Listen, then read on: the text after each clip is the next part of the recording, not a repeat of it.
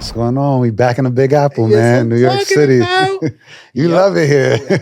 Shout out to us. I remember we just wanted 1,000. Yeah. We back at 12K. That means we are 12% of the way of 100,000. We slacked because, honestly speaking, you can't juggle everything. You like to think that you can, but you have to prioritize what's important. Let's flat out.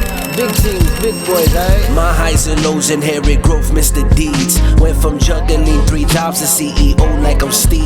Never been a rotten apple, call me John Appleseed. That's how I bleed. God can see, no other man can judge me. Call him Mike, Mr. International, getting cream. Single mother told me worth, and now I'm worth everything. Went from Wall Street to Abu Dhabi, straight rolling in a Maserati with women that feel exotic. My life too pristine. Man, you didn't have to do them like that, man. You didn't have to do them like that. It was film day. Yeah. We gotta make a statement. Exactly. We gotta make a statement. What's going on, man? Flat out. Welcome back to a special New York City edition of the Last Flat Out podcast. We're your hosts, Mike and Jay. Hit that like button, hit that share button, and give us a follow on our YouTube channel or to wherever you listen to your podcast. And give us a follow across all of our social media channels where we could be found at Last Flat Out Podcast. I'm your host, Jay. You can find me at JLubriel26 across all of my social media accounts. And you can follow Mike at If Mike was here. Mike, tell him where we at. What's going on? We back in the Big Apple, man. New York City.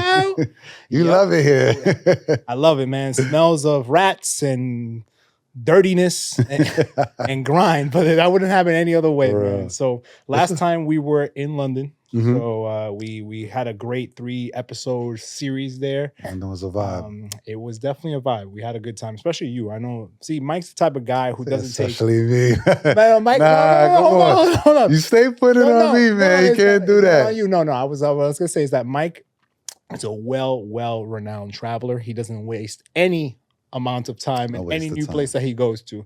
Me, on the other hand, I just take his lead, but follow Mike. No, I was the responsible one. And I think I'm glad we didn't go out that night. we called it a wrap. Yeah, exactly. We called it a wrap. I was too tired. It was either 1,000 or 1,500 or something like that. We saved ourselves. Okay, yeah. So there was I guess to give everybody a little bit of story. So after we recorded, I think it was the night I was leaving. Yeah. Right. We were looking for a little late night activities to do, right? Exactly, Like we were looking for late night activities. Trying to check out the nightlife. We had a great dinner. Dinner was great. I got a couple of drinks, and then we were gonna go to a club. And I went to a few of my old stomping ground spots, and they were taxing way too much for not a vibe. Yeah, if there was a vibe, we would have paid. People saw what we did in Mykonos. Yeah, we are no strangers. Yeah. To any type of vibe, but we just couldn't do it in London. You kind of disappointed us, but yeah. And on record, I'm not a clubber. I don't club. So when I do club, it got to be special. Gotta be special. And especially with this guy, it got to be special because I know we not half-assing it. We going. But Mike wants to go ahead and order Henny bottles in the middle of the club. We're not doing it. Henny's still good. Anyway, but after London, you went to did a little. I went to Spain. Europe. Yeah, went to Spain. I was in Barcelona. It's always a good time to do, for me to go to Barcelona. And then I was working remote from there. So that was cool. Then I also went to Mallorca. Okay. And then this is like my 4th or 5th time going to Barcelona. And then, each time you discover something new about a place, about how casual it is, so that was different. I didn't really notice that, but it's very casual. But I found some good food spots. But Mallorca, I did it for the weekend. And I underestimated Mallorca. It was a beautiful place. I had fun. I would definitely spend more time there. And how long were you there for? So overall, I did Barcelona for like 4 or 5 days, and then the weekend in Mallorca. And do you find like when you take these trips, like it's sort of like a reset for you, or is it just more of a I want to see something new, or do you like what's the purpose for you on these trips? Like, is it more just to discover, check things off the box, or are you just kind of like trying to look for sort of a reset? No, because it was a repeat going to Spain, but it was more so escaping the UAE summers. So it was like trash. For those of you who don't know, the UAE summers are trash. I was there 3 years. That first year, nah. Exactly. Nah, so. after I discovered that it's a ghost town too. Like it is. Nobody's there. Restaurants are empty. So, and I could work remote, like, as my professional job. So anytime I could do that and just go to any destination that has nice weather, I'm there. Mike is reading the employee handbook to see how many days he can definitely work. Exactly. So, but you here in New York now, And just gonna bring up a little bit. It's a bit of a sensitive time for you, as I say, right? Because this is Yeah. now about to be your mom's birthday coming up, right? So you guys are going to Puerto Rico as a September family 4th. on Yeah. the 4th, and so how does that make you feel being back to New York, especially around the anniversary, close to the anniversary of your mom's passing, especially with her birthday coming up? Yeah, I mean, honestly, a lot of emotions. That's been happening like this past 2 weeks and all that. Just like, and I always say this, but I always have to remind myself that grieving is not linear, and it's not a time period that it stops. Just like old feelings come back up, random times I wake up crying and all that, just thinking about what we're about to do. Where it's not that there's a closure, but it's one of her wishes was to spread her ashes in Puerto Rico. So it's like, all right, let's do that. And then we're gonna have a family reunion down there. So connect to my Latin side and all that. I'm looking forward to that. But yeah, man, just thinking about everything, her memories. And then it's my first time coming back now from when we had her service here in New York. So landing into JFK and then not going to the Heights and all that. That's when it hits me. And just seeing people getting picked up and all that. And my mother used to pick me up a lot from the airport. Oh, for real? Yeah. Oh, so, you guys had the whip up time. Yeah, she had the car.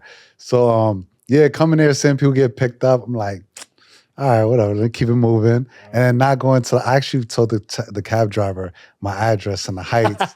And I had to tell him like, no, I'm not going there. So yeah, so just things like that. But I'm looking forward to it, being close with family and just reconnecting with my siblings, hoping for just a positive experience and things like that. So. And over the last year, like you said, grieving's not linear. I know in the beginning, obviously, understandably, it was hard, right? Yeah. Has it gotten easier? What are some of the things you've done over the last 9 or so months since her passing? May God rest her soul, that you've done to sort of help you sort of prepare for this moment? Because you knew about this for a long time. Yeah. You can never predict how you're going to feel when you're in the moment or when you're going to land. Maybe it'll hit you a little harder when you're in Puerto Rico, or, maybe you'll be at peace, but whatever. But what have you done over the last years to sort of help you get through the last 9 months? To be honest, man, I've kind of been slacking in that, where I've been avoiding it. And that's not good, Hey, that's honest though. So yeah, so like literally trying to just stay busy and like, work. When it's not for my professional career, it's for the podcast. Then just working out physically. I've been heavy into that. But then avoid. You're following the IG. That's why now the kids in Barry's 5 days a week. You're like, I can't slack. I can't slack. Exactly. But like I could probably step it up with my mental health and all that, just talking about it more and things like that. Certain things like I still have all her stuff like, in a box and in a bag. And like I haven't been able to put up pictures or like watch videos. So I've been just staying busy avoiding this. So, and I got to address that, but it's, I don't feel like I've been ready. So. Yeah, I mean, it's hard, right? Because understandably, probably your mom was the closest person you had in your life, especially with the close relationship that you guys had. You guys did everything together. I am not even going to try to pretend that I know what you're going through or what you've gone through, but I would imagine that it's going to take you some even more time, right? Before you can even start peeling back the onion on that situation. Yeah. And I guess like what's your, when you speak to your family about it, what's their take on it? I guess everybody grieves a little differently. What's that been like? Yeah. Just speaking about your mother in general when it comes to your siblings. Yeah, I mean, everybody grieves differently, and then everybody's reaction to it is different. Some that I can't even explain. Right. You know what I mean? But I think during this time I'm looking for us to get back closer and all that, because I think everyone, we're all adults, we have our own lives and all that. So I think even for a bit, we all kind of took our time and separated for a bit, but now we're coming together to do this. So I'm looking forward to it, And over the last 9 months, I remember when you and I spoke off camera about this. I don't know if you through every tragedy, there's something that can be learned. Right? Yeah. Do you think there's anything that you can take from this obvious bad tragedy and bad moment in your life and turn it into like sort of like a last flight out in terms of like how you can shift certain aspects of your life, whether it's mental, physical, whether what have you like sort of gotten from it? Oh, I mean, the lessons I learned from this situation is, you could go at any time. There's no, and the best way is to just prepare as far as from everything, as far as like do health checkups, make sure that's in order. If you own any type of assets and all that, get those affairs in order, no matter how young or old you are. Yep. And honestly, live in the moment and don't be, sometimes you try to be too cool for school and like, yo, I don't want to take pictures or I don't want to record this or I want my mom and pop and all that. And it's like, yo, cherish all of those memories, even the little things. And even if you don't feel like it, you just wake up, you got the bed head. And like, I know my mom would take pictures of me like that. It's like, yo, just like live in that, appreciate that, I think people quite often, the message of our podcast is like, pursue your dreams, take risks, grind, do what you need to do. But I think that the message that gets lost in all that is that life is very unpredictable. Yeah. Life is finite. Yeah. And you don't know when you're going to go. Over the last, I think I told you, I posted a thread about it. In a 10-day span, I've heard of people who are 60 and 59 years old pass away. And then this morning, somebody told me that somebody who was 45 passed away. Yeah. They had cancer. I'm 33. That means I got about 27 summers left, right? Yeah. And that's not that much. It's not. I'm over here killing myself, worrying about working all this hard, doing the podcast, doing this. Sometimes I'm guilty of forgetting to enjoy the moment myself. Like sometimes I'm not the type of person like I'm doing something cool, and I'm like, yo, I should take a video of what I'm doing just for the memories. I mean, although I have a good memory, but what if I have dementia one day? Yeah. I don't remember anything that I did. Then I don't have any of those memories that I've done. And I've gone to so many countries. I've done so many cool experiences that most people won't ever get to do. And I'm blessed to be able to do those things. But I think I forget to live in the moment because I take myself sometimes too seriously. And the one thing I've learned, especially from moving back to the States, is don't take yourself too seriously. Yeah. Don't try to be too cool. It's like, cool. Yeah, like go have fun. If you want to go do something, try it once, right? But I think that people gravitate towards people who honestly like live their lives, man. Yeah. At the end of the day, I feel like too many people are just, sometimes it's good to have your blinders on, but don't have them so much where you're driving yourself to the ground. Exactly. Right. And then since time is so finite, it's like, we always talk, and from the guests we have on to like, the experiences we've been through, we always talk about the grind and all that. But I like to, let's have a healthy grind where it's like, if you're not happy doing something, don't do it. Do things that you're happy doing. Even if the grind is tedious, like editing this video. Exactly. To get it out to you guys. It's tedious. Yeah. And not saying everything is going to be easy, smooth, and all that. It's going to be hard, but at least you enjoy doing it and it's a passion, Us right now, this isn't easy what we're doing, traveling back and forth. We're making this work, but it's like, yo, I enjoy doing this. We're great friends, and it's like, man, let's build something special here. No, exactly. So I think along the journey, of course, always tying it back to the messaging and the main theme of the podcast is, I think that along the way, things are going to change. Bumps and bruises are going to come. Me and Mike are not separated across multiple continents, but he's here. I was just in London. I'm heading to the UAE in November. Yeah. Right. It's just things just need to get reacclimated and readjusted. But in the middle, have fun. Like, we're going to hang out during this while he's in town. I'm definitely hanging out in Dubai when I'm there. Right. Like, you know what I mean, when you're a visitor, I feel like it's different. Now you can do it. Now you can go and have fun. But I just think that take the moments that give you joy along the way, because at the end of the day, this is supposed to be fun. Shooting a podcast, making a podcast, starting a podcast, it's supposed to be fun. The moment it stops being fun, then why are we doing this? Exactly. Like, then I'm just wasting money talking to a mic into a camera. And we don't need more of those. Exactly. And talking about having fun, what's been the adjustment like? Because we're supposed to have fun after this. You telling me you're working, man. Man. Come on. As everybody knows, I think I said on the first episode of the season, so I came for a professional opportunity. It was good all around, professionally speaking, financially speaking, personally speaking, all that. But when they give you the bag, sometimes a lot of responsibility comes from that. Taking your time too. Taking my time too. So they taking their pound of flesh right now. This summer, I barely went anywhere in terms of outside New York, which is fine because I have been in New York summer in like so long, so Yeah. it was good to enjoy it. Way too hot. Oh, Like, for real? man, it's nasty hot out here. At least in Dubai, you can get in a car, go from place to place. Here, it's like you got the subway. Yeah. It's not practical to take an Uber everywhere, right? Because Yeah. sometimes you got to take 2 hours just to get there. Mm-hmm. But yeah, I've been working a lot this summer, just between the podcast and this job. And shout out to you for holding it down, even when I can't even, get to certain things. But that's the whole reason why you have a partner. You have a partner because sometimes when you down bad, you need your Kobe Yeah. to take your shots for you. But it's been a hard adjustment. I think.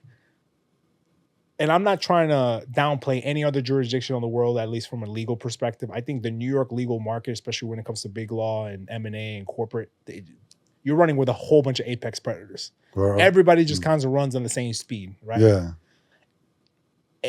And I'm going to say this lightly. I just feel like people in certain other jurisdictions, which I won't specify, they're coasting. Mm-hmm. And that's fine because that's okay. Because sometimes you coast and in certain other places, your salary stays capped. And they're okay with that because they're like, I'm going to work as hard as I'm capped, and that's fine. I'm not there in my career yet. I want to go ahead and just keep building year over year. Yeah. I'm okay with what I got going on right now. I'm not at the place where I'm like, I want to coast for a few years, right? Mm-hmm. There's plenty of things I want to achieve. And with that, the next thing related to that, not just professionally, I think the hardest part has been like, I have friends here, like I have acquaintances, but all my close friends are not here. So it's just like building that circle. I've become obsessed with sort of building that circle of people I want to be around because you're never going to get to the places I envision myself to get to alone. Yeah. And you always need sort of like, your 5 golden people in your close, in your circle. And you just want to be able to make sure that they keep you accountable at all times. You want to make sure that when you're feeling low, they bring you back up. You want to have people who remind you of the things that you said a year ago. Yeah. Like it's great when you could pick up the phone, talk to somebody like, oh, it seems like you're falling off. Did something change? This, that, or the other. And I feel like a lot of people have too many yes people in their corners. And that's something I want to avoid because I don't need anybody telling me what I'm doing right. I need people to tell me what I'm doing wrong. So what does that look like? Is that building a group of new friends? Are you reconnecting with some old ones that you had or what? I think it's a combination of both, right? It's like recalibrating my current relationships and bringing in, sometimes you got to bring in fresh people in your life, fresh perspectives, right? Because you may have people from your past who they're kind of biased, right? And sometimes they may give you advice that's not really the best advice from you because they know you so much or they're too connected or too involved in the situation. Yeah. But I think that, meeting new people, going out to network, which I've been doing, reconnecting with old people who I was only tangentially sort of connected to, but now, fortifying new relationships. And I don't really need anything from these people aside from like, just having good conversation, bouncing ideas off of each other, getting new inspiration. Because quite honestly, I've gotten to the point now where some people in my life, I've gotten to a place where it's sort of like, we have nothing to talk about, to be quite honest, right? Yeah. It's all about like, do you remember? Or, like, yo, remember 12 years ago? Yeah. Like, like I'm not really gaining any experience aside from the nostalgia that I got from those times. Yep. And I sat down with a friend of mine who was visiting from London. You remember him, Nurul. Shout out to Nurul. Yeah. And he was just telling me that the more and more successful that you get, it's not that you change. The people's perspective of you and how they react around you because of your success changes.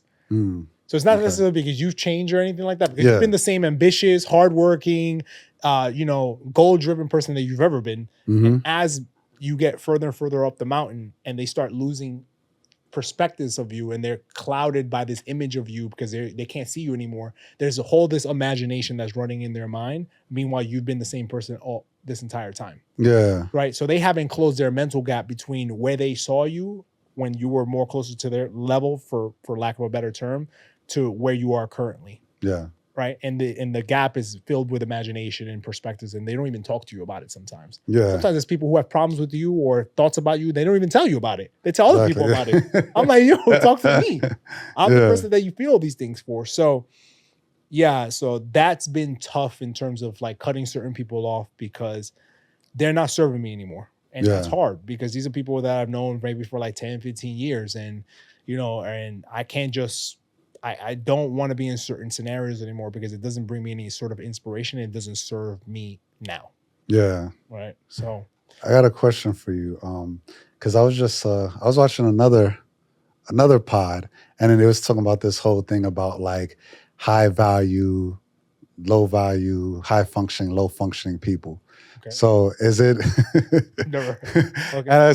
So high value means people that have the same net worth as you, or making the same type of money, and you got high functioning people that are, I guess, genuinely, emotionally intelligent. They can have conversations and all that. So is it that you like to have a mix, or is it if people don't make a certain? No, it has nothing to do with your net worth when it comes to me. Yeah.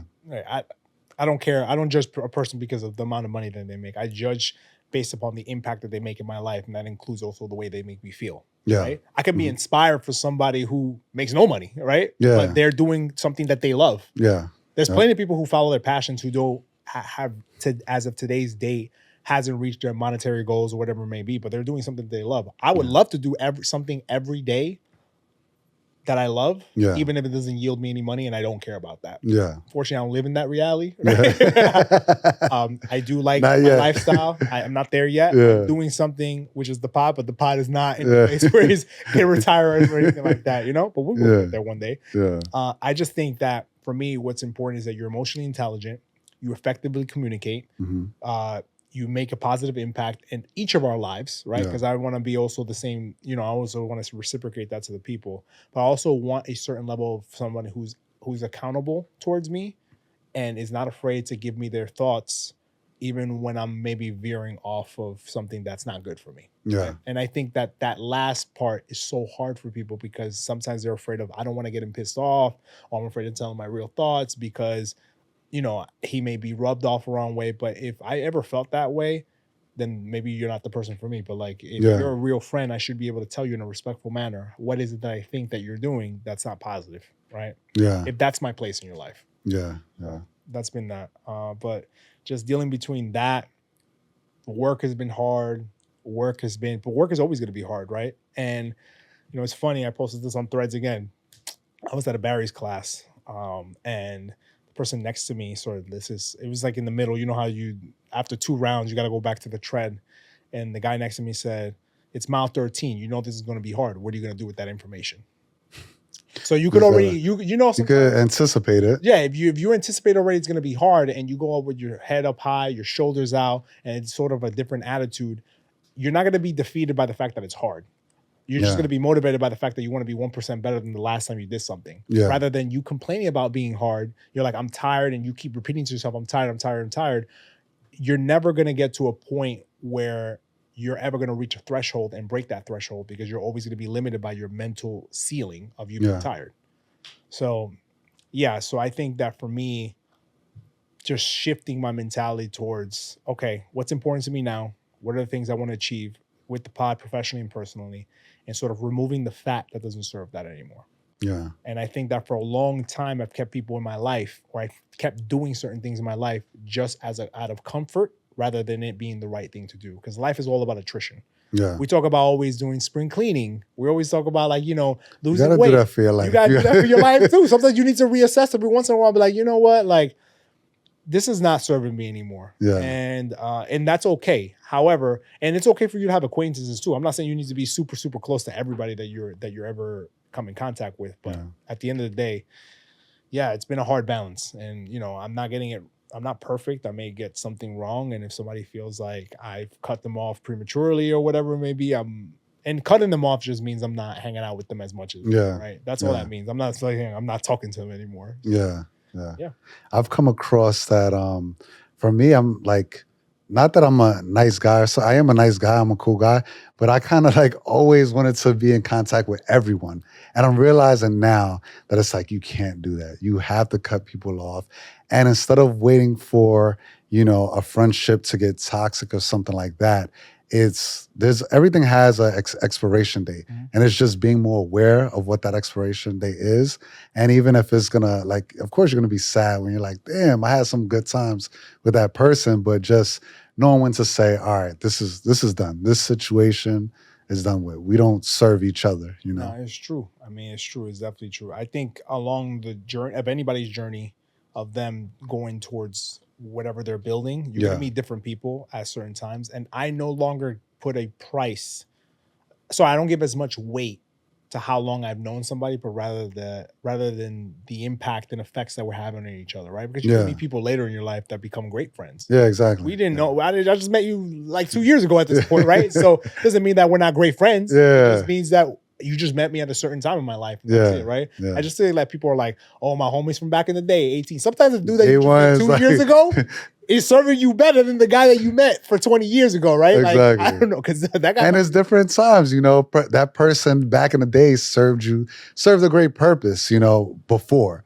10 years ago, 15 years ago. But today it's like, no, like. And again, connecting it back to the pod and to the message. When you make a pivot, not everybody's going to be comfortable with that pivot. Yeah. And you have to take note and stock of when people feel uncomfortable with you and people who are clapping for you when you do make pivots. Yeah. Because that's going to really tell you their real intention. Because some people are real comfortable with who you are when you're real low when you're at a certain level with them. But when you start ascending and start getting into different things, not everybody's going to be happy for you. Yeah.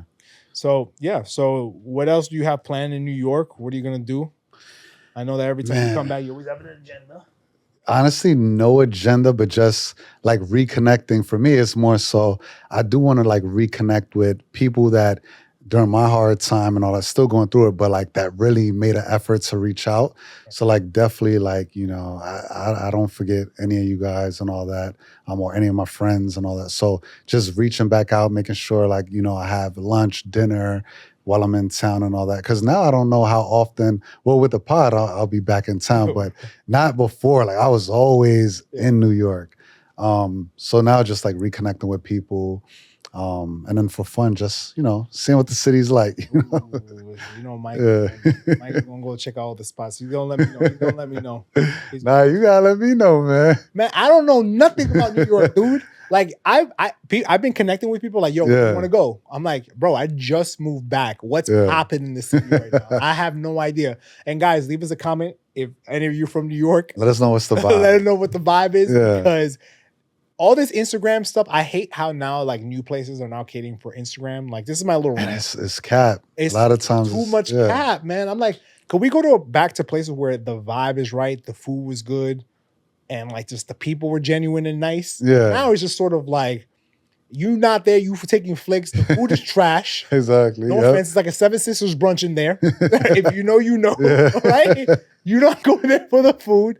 You're going there for your flicks. And the people are there not talking to each other. Everybody's on their phones, B. Yeah. Everybody's on their phones nowadays. Yeah. You go out, everybody's on their phones. And then people want to talk about, and I didn't want to go here. People talk about dating. Mm-hmm. People are like, oh, dating sucks, this and that, blah, blah, blah. Well, when you're being weird and you're being like a social recluse when you're outside, you're not going to meet anybody. Yeah, exactly. I'm sorry. Like, and people don't even want to meet people in person anymore. Nah, they just want to be chatting with them and talking about meeting them. And then when they meet in person, they're like, let me get your Instagram. Do the background check and all, if that's a background check, and that's it. It's kind of weird. Man, it's just a weird place, bro. Like honestly, like 2024, it's beautiful, but it's weird as well. Yeah. Like the way people move on the internet. Like I go on TikTok, I go on Instagram, I go on like everything is just now clickbait. Like very hard for you to find genuine content creators anymore because the algorithm and it's turning pay to play. Yeah, exactly. Everything's turning into a pay to play. So now if you're not paying, they're not giving you any love on the algorithm unless you have organic virality, which is 1 in a million nowadays, right? And it's honestly, it's got, to me, I feel like it's gotten to the point where if a spot hits social media, it's already too late. It's already too late. It's done, bro. Yeah. There's plenty of places I've gatekeeped from people and I don't even talk about unless I know you like because I don't want, I just don't, I want it for, I'm happy for the business because they're a business at the end of the day and they would love that. Yeah. But there's a couple of spots in Brooklyn, B, that some TikTok influencers got to it and there was a line literally the next week. Yeah. At a local spot I will go to, it would be packed, but like good packed for them. You know? But now they have people waiting outside, which I'm happy for the owners. But we need to They changed their prices and all that. No, they didn't do that. It's coming though. It's coming. But we need to stop doing that because it sucks the fun out of everything. Like, exactly. I feel like New York has now turned into like bro, I've been out since I've been here. Even restaurants decorate for social media. It's terrible. This is an Instagrammable picture Exactly. spot. We got the flowers and all this stuff. We got the mirror in the bathroom. Yeah. Like, it's like, come on. Like now every spot is looking the same. The food quality has gotten down. The service is trash. Yeah. And I still got to pay a 18%, 20% tip. Oh, yeah. The other day, I left 20% and the chick was mad. Oh, for real? And I told her, I didn't, what you want me to, I'm giving you 22%, 28%. That means exceptional service. Yeah. What you did was come over to me twice, ask me if I wanted water twice, and you had an attitude while you did it. And you want me to give you a tip is not mandatory. Yo, some spots make it mandatory. Yeah. Some spots make it mandatory, but a tipping is supposed to be tipping you for your service, right? Yeah. Now I understand that in New York you get paid $4 an hour or whatever it may be. I'm not here to try to not give them a livable wage. That's not what I'm talking about. But if you want me to go over and above 20, 22%, which is usually what I do, you have to have some exceptional service. Like talk to me. So ask me how my day was going. Like, you know what I mean? Like, I'm not asking you to ask me about my, my deepest, darkest secrets. But when you're in the service industry, which I am too, there's a certain level of communication and certain way that you go about things to make your client feel comfortable. And I just feel like in New York, it's turning into Europe right now. It is. Turning to Europe. At least in Europe, you go with the expectation. Service is going to be bad, but they don't charge you tips, right? Yeah. Here, the service is going to be bad and they're going to charge you a tip. Exactly. Damn. And I hate when they sit you down and say, oh, you only got an hour and a half. I'm like, what? That's crazy. Exactly. Let's have some shisha spots, man. They be acting bougie over here. There's a new one we got to try out. So we ain't going to say it yet. We ain't going to say it. New one, though. You saw my eyes light up? I miss my shisha spots, man. Like, at least in Dubai, they're like nice. Here, here is nice. There's just one. There's one that we just genuinely like. They got the vibe and all that. A vibe, right? That's it. Yeah. But I stopped doing shisha, man. I haven't since you left. I really haven't been doing shisha. Really? Yeah. I haven't. I haven't at all. I don't drink. I'm not doing it as much, like the berries and all that stuff. But maybe in July I didn't do it at all. So I did zero shisha in July. This month I had multiple people back to back. So I've done shisha like maybe every weekend, but like maybe once or twice. Yeah. But I'll go weeks without doing it. I don't fiend for it. I'm not like, oh shit. But like if I'm out, then I'll definitely do it. Yeah. But so now that I'm gone, how has the transition been in Dubai? Like you know what I mean? I know you still get your peoples out there in Abu Dhabi, but yeah, but even so most of my friends out there are teachers, and so they have summers off. So like they're just coming back now and all that. So I had the summer kind of empty and all that, you know. Like I was like, I was inside working out, not doing much, you know. How did that make you feel when you didn't have like much to do? Did it force you to sit down and like contend with certain feelings and thoughts? Like what were you doing? No, because like I said, I did everything to avoid it, which was like just get busy and things like that. So so I kind of avoided that. You know, it was a missed opportunity. But now when I go back, it's about reconnecting again with those friends that were away and all that. And then also just looking to build, new friendships as well. And more so, I think I've been like just networking a lot, just meeting new people through a podcast as well, which has been cool. So. You definitely got some things cooking for sure. Yeah. So hopefully if everything goes through, fingers crossed, then one or both of us is going to be definitely at some of those things. Going to be kind of changing for the podcast, which is great. But one thing I wanted to like talk about too, sort of like the mental aspect of all this stuff. Like, did you ever I felt like when I transitioned back to New York, there was like a moment where I'm like, yo, can we actually pull this off?